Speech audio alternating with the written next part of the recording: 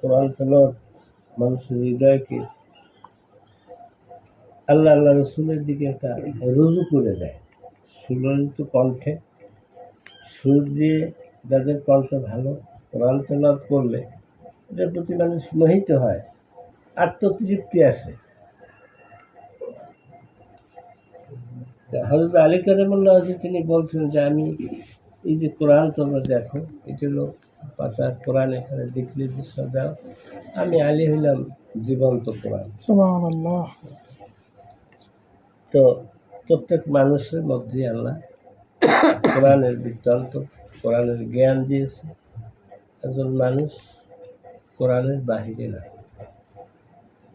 তাই কোরআনের সুরগুলো, কোরআনের ওয়ার্ডগুলো যেভাবে ছন্দে মিলানো, তার জন্য সুর দিয়ে পড়তে সুবিধা হয়।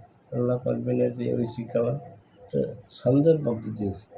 কুল হু আল্লাহু আহাদ আল্লাহুস সামাদ দালাস প্রত্যেক আয়াতের শেষে। এভাবে প্রত্যেক সূরা আর রহমান আল্লামাল কোরআন, খালাকাল ইনসান আল্লামাহুল বায়ান, সুর দেওয়ার জন্য ছন্দে এটা আল্লাহ নাজিল করে দিয়েছেন এবং মনে রাখার জন্য এটা একটা বড় বিষয়।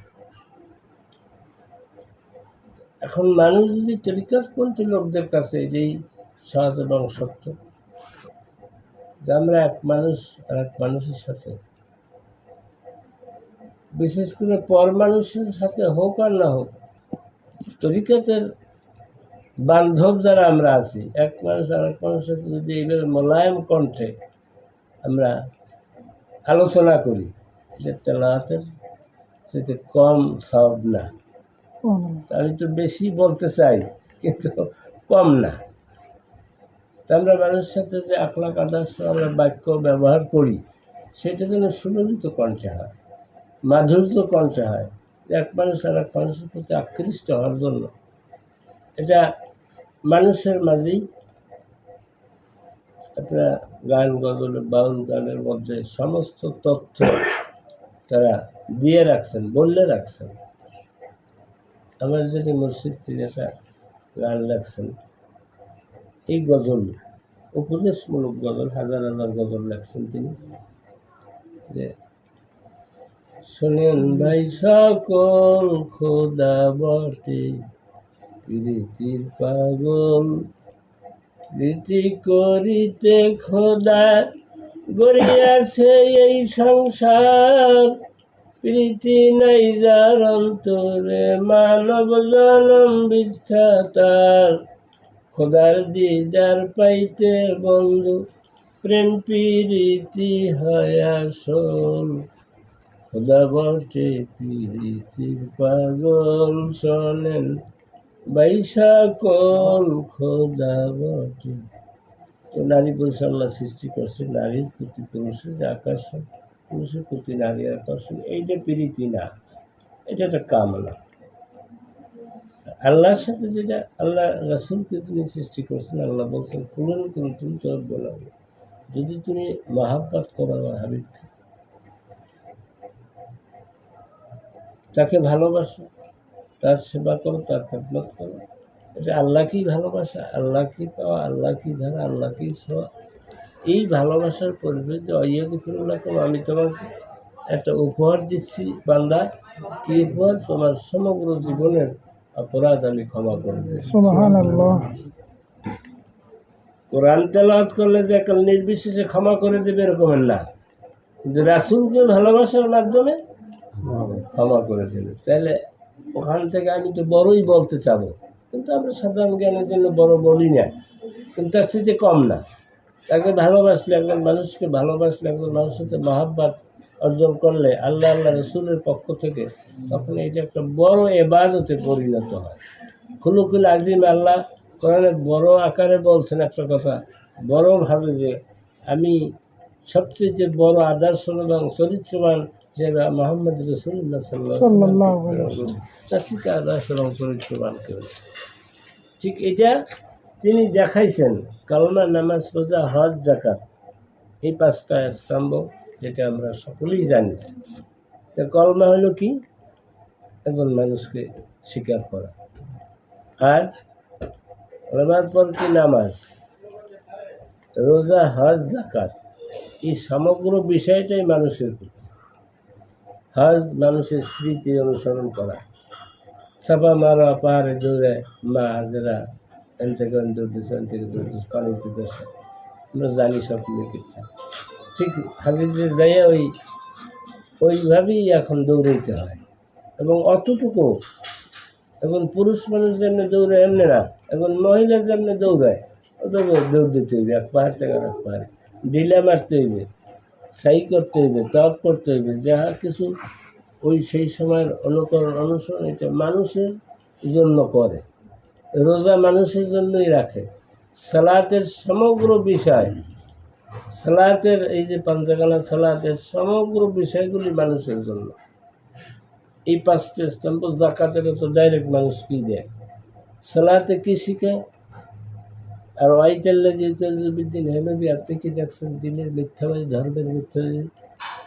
কারা ধর্মের মিথ্যাবাদী? আল্লাহ ইয়াহুদ্দাল্লাহ তহমিল মিসকিন, যারা এতিমকে খাবার দেয় না, মিসকিনকে যারা খাবার দেয় না, এতিমের যারা আশ্রয় দেয় না, সমস্ত মানুষগুলো ধর্মের মিথ্যাবাদী।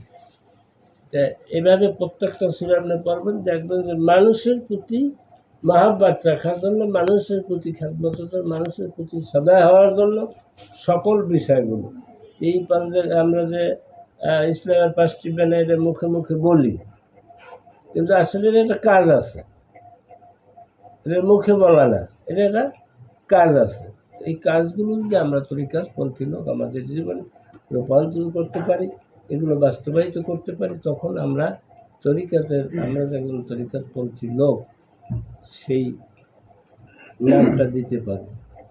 এটা প্রত্যেকে নিজে নিজে ব্যক্তিগতভাবে আমরা যেন মানুষের প্রতি সদয় হই, মানুষের দিকে করি। এইটি ইবাদতের একটা বড় পর্যায়ে। আমার দলের জন্য লেখছে গান যে সেবা করো মানুষের, যদিও সে হয় কাফের, ভালো মন্দ সবই আল্লাহর বান্দা। তো ফকির যদি হইতে চাও বিশ্বপ্রেমিক হইয়া যাও, বিশ্ববাসীর সেবা। ইবাদতের উচ্চ ধারা মানব জাতির জন্য সর্বশ্রেষ্ঠ ইবাদত, মানব জাতির সেবা করা। ইবাদতের উচ্চ ধারা মানব জাতির সেবা করা, ইহেই সর্বশ্রেষ্ঠ ইবাদত। তো আমরা এই পথে চলছি, তরিকতের লোক চুপচাপ যদি বসে থাকি, তাহলে আমাদের কর্মে যদি এই কাজটুকু জিকির এবং এই পাঞ্জাগানার সালাতে আমরা যেটা বুঝি, যেটা আমাদেরকে বোঝানো হয়েছে, এটা ইবাদতের জন্য, এটা বেহেশতে যাইতে পারবো, দুজক থেকে রক্ষা পাবো। কিন্তু সালাতের সমগ্র কথাগুলো এটা শুধু বেহেশতে যাওয়ার জন্য না, কথাগুলো শুধুই মানুষের জন্য। আত্তাহিয়াতুলিল্লাহি সালাতু আত-তাইয়্যিবাতু সালাতু আলাইকা, এই যে মেরাজের সময় আল্লাহ এই আত্তাহিয়াতু বকশিশ করছে, ও ইবাদিল্লাহিস সালিহিন, এই দুরূদ, মহাব্বত, প্রেম রাসূলের জন্য, তার আসহাবের জন্য এবং তার আহলের জন্য এবং আসহাবের জন্য এই দোয়াটা করা। খালি দোয়ার মাধ্যমে কি হবে? দোয়ার মাধ্যমে হবে, কিন্তু বিষয়টা এদিকে ইঙ্গিত করে দিচ্ছে যে সালাতের যে কথাগুলো ভিতরগত, তাও নাওয়াইতু নুসাল্লিল্লাহি তাআলা রাকাতি সালাতুল ফজর, সালাতুল জোহর, সালাতুল আসর, সালাতুল মাগরিব, সালাতুল ইশা। এই যে সালাতের কথাটা বলছেন, এইটা নামাজে রূপান্তরিত করে নিয়েছে এক শ্রেণীর লোকেরা আমাদেরকে ধোকায় ফেলানোর জন্য। কোরআনে 82 বার সালাত, আজানে সালাত, হাইয়া আলাস সালাত, আকামাতে সালাত, কত কামাতি সালাত, নিয়াতের মধ্যে সব জায়গায় সালাত কথাটা লেখা ও উল্লেখ। কিন্তু এটা এক জায়গার থেকে এক বিশাল ইতিহাস নামাজে রূপান্তরিত হয়ে আসলো সালাতে। হয় আমরা আরবি বলবো, না হয় বাংলা বলবো, কিন্তু এই পারস্য দেশে এটা হইয়া, এটা ফার্সি ভাষায় নামাজ বলা হয়, রোজা বলা হয়, সিয়াম সাধনা। আমরা জ্ঞানীগুলি হইতে চাইলে এই এক প্রাথমিক পর্যায়ে যে মানুষের সাথে এই যে সম্পৃক্ত সকল কাজগুলো, দেখা গেছে মানুষকে আমি ভালোবাসলে যতটুকু পারি, একটা 4 জন 2 টাকা আমি খাইতে পেয়েছি, আর এক ভাই পাই দায়িত্ব গেলে আর এক দিকে ফিরে থাকে, এই দুইটা যাতে খরচ না হয়। কিন্তু যদি তাকে ডাক দিই ভাই আসেন, এটা মহাব্বাতের কারণে, এবং আমি একটু খরচ করলাম এটার জন্য, একটা বড় ধরনের মহাব্বাত হইলো, এটার প্রতি আল্লাহ একটা রহমত দিয়ে দিল। 5 জন মেহমান এই পারছে, আমাদের 2 জনের রান্না, ওইটাই ভাগ করে যদি খাই, মহাব্বাত করি, এটা যদি এক ভাই আর এক ভাই থেকে ফিরে থাকলে, আর ওই খারাপ হয়েছে, ওর করো ভালো না, ও চুরি করে ডাকাতি করে, তাকে ডাক আনতে ভাই আমরা তরিকা করবো, আমরা একটা সহজ রাস্তায় চলবো, যাতে আমাদের প্রতি মানুষের নিন্দা মন্দ না বলতে পারে। এই প্রাথমিক কর্মগুলো যদি আমি আমার জীবনে বাস্তবায়িত করতে পারি, তাহলে আল্লাহ তাআলার দয়া, যেটা তরিকাতের পথে আসলে 3টা বিশেষ বিষয় দরকার। প্রথম বিষয় হলো কামেল মুর্শিদ, এবং কামেল মুর্শিদ পাইতে হবে নাজাত পাওয়ার জন্য। দ্বিতীয় বিষয় তার হুকুম একটা কোশিশ করা, চেষ্টা করা, তাহা হুকুম করে ওটার প্রতি আমি হুকুমটা পালন করবো। এরপর হলো ফজলে রাহি, আল্লাহ তাআলার দয়া। এই 3 সমন্বয় একটা মানুষ তো হুকুম করলো, আমি হুকুম মানলাম না, তো হুকুম শুধু তসবির মধ্যে সীমাবদ্ধ না, আমি যে চিল্লা দেবো এর মধ্যে সীমাবদ্ধ না, আমি পাহাড়ে 30 বছর যে বসে থাকবো এর মধ্যে সীমাবদ্ধ না।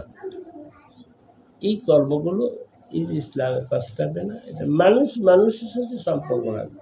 জাকাত এই জন্য নিয়ম করে দিচ্ছে, তুমি অমুক করে দাও, কি বেশি হকদার তোমার কাছে পাওয়ার জন্য, আমি ওই নিয়মে দিব। এখন তো আমরা গর্বের জন্য, অহংকারের জন্য আমার বড় করবে লাইন দিয়ে টিভিতে দেয়, এরপর জাকাত দিয়ে, এরকমের না।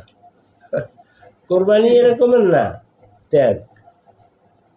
আমরা এই প্রাথমিক নিয়মগুলো জানি না, আমরা যদি মোটামুটি হবে যা এই ছোট্ট একটা জিন্দেগি, সংসার জীবন, নিজের পেট বাঁচানোর তাগিদে আমি সত্য এবং হালাল যদি উপার্জন করি, সেখানে আল্লাহ হাজার হাজার গুণ বরকত দিয়ে দেবে। কিন্তু আমাদের একটা অবস্থান হয়ে গেছে যে সত্যের পথ, ন্যায়ের পথে চলা বড় কঠিন, বড় দুরস্কার বর্তমান সময়। কারণ আমি হাজার হাজার ফ্যামিলির সাথে মিশি বসি, হাজার হাজার জায়গায় যাই, দেখি তো সত্য রক্ষা করার যে আমার মনটা পবিত্র থাকে, তো অপবিত্র আশেপাশ থেকে আসলে ওরা পবিত্র হয়ে যায়। আগে যদি আমি আমাকে পবিত্র করতে পারি, অপবিত্রতা আসবে। নদীতে নৌকা চালাই যদি সিধে হয়ে পানি, তো ওই নদীর পানি উঠবে, ওই পানি ভালো হইলে ভালো পানি, খারাপ পানি হইলে খারাপ পানি আসবে আমার নৌকার মধ্যে। কিন্তু আসলে আমি তো আমার নৌকাটা যদি আমি ভালোই করতে চাই, তো আইতেও পারবো না। যদি আসেও, তাহলে আমি শেষ করে দিলে আমারটা আমি ঠিক রাখবো। আমি যদি পবিত্রতা অর্জন করতে পারি, তাহলে হাজার অপবিত্র আইয়া প্রবেশ করলে, একটা পুকুরের মধ্যে একটা মারা কিছু ফেলাই দিলে অল্প পরিসরের জায়গা, পানিটা নষ্ট হয়ে যায়। আর যদি সাথে সাথে মুর্দা মরক সাগরে ভাসে যায়, পানি নষ্ট হয় না। আমার মনটাকে যদি এই ভালোবাসায় নিবেদিত করতে পারি, ওরকমের সাগরের মতো মন হয়ে যাবে। কুটিরতার ভিতর থেকে একটা মানুষ এদের তো তরিকাতের জগতে এই সমস্ত বিষয়, আলমে নাসুত, আলমে মালাকুত, আলমে জাবারুত, আলমে লাহুত, সে আলমে লাহুত সমুদ্রে মানুষ, তখন সারা পৃথিবী যত বড়, সারা বিশ্ব যত বড়, অত বড় একটা মানুষ এই বিশ্বটা মানুষের মধ্যে। আমি যখন লাহুতের সমুদ্রে, আমি যখন নাসুতের সমুদ্রে থেকে লাহুত সমুদ্রে সাঁতার কাটতে থাকবো, তখন সারা পৃথিবীটা আমার মধ্যে, আমি পবিত্র হলে সারা পৃথিবী আমার মধ্যে পবিত্রতা লাভ করবে।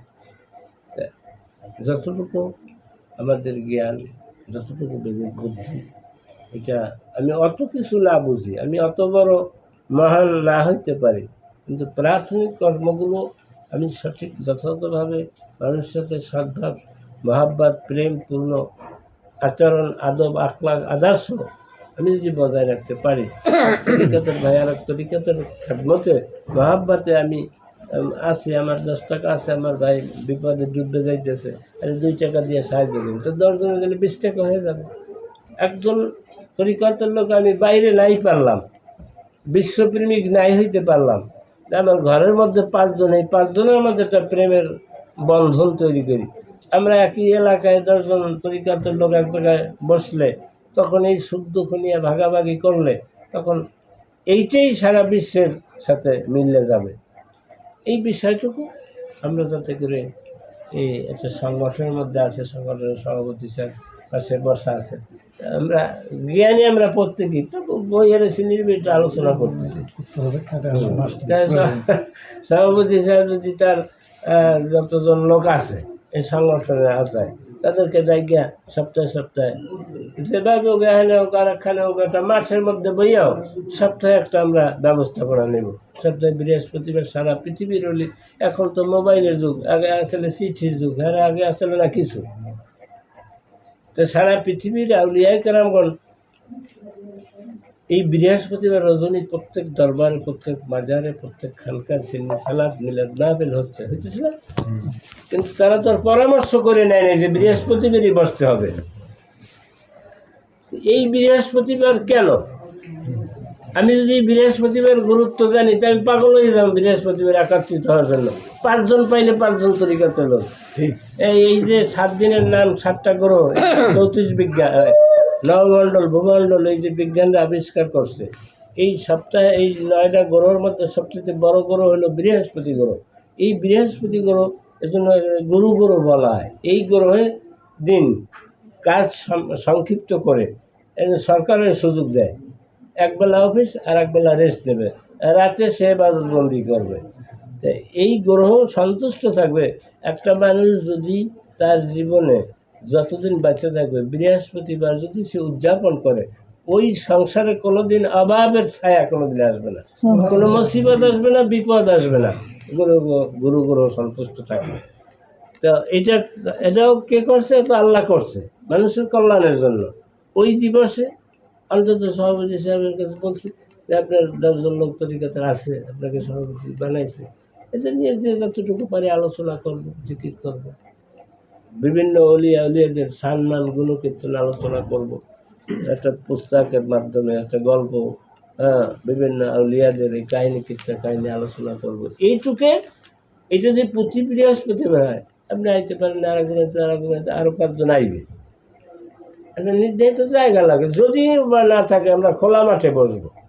এই বৃহস্পতিবারে বসলে তখন আপনাদের এই সংগঠন মজবুত হবে এবং ওই আশেকানদের সমগ্র বিপদ মুসিবতগুলো মা পাবে। যদি আসে সেটা আল্লাহ বলছে, আল্লাহ নাবলুকুম আন্নাকুম বিশাইইম মিনাল খাউফি ওয়াল জুই ওয়া নাকসিম মিন আমওয়ালি ওয়া আনফুসিকুম ওয়া বাশশিরিস সাবিরিন।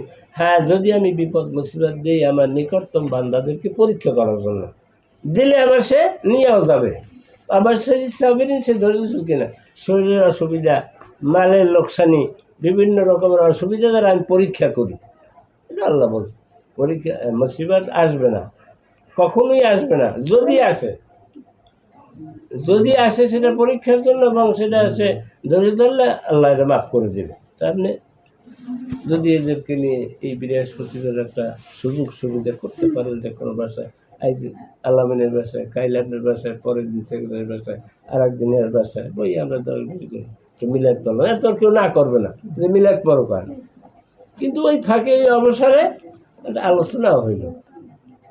তো আমি উদ্বৃত্ত একটা লোক দাওয়াত করতে আইছি, যেটা ওই ফেজানের ভাই, তো সেই হিসাবে দুটো কথা বলছি। এটা আবার আপনারা মনে কষ্ট নিয়েন না। আমাদের জন্য প্রয়োজন ছিল এই নিয়মে দেখলেন হ্যাঁ, অনুমতি দিলে মিলাদ শুরু করবে, সেটা বলছি। না, আমরা বলছি যে এই বিষয়টা নিজের আলোচনা করবেন। একটা সময় আমি কথা বলে মিলাদের চেয়ে কম বলেন।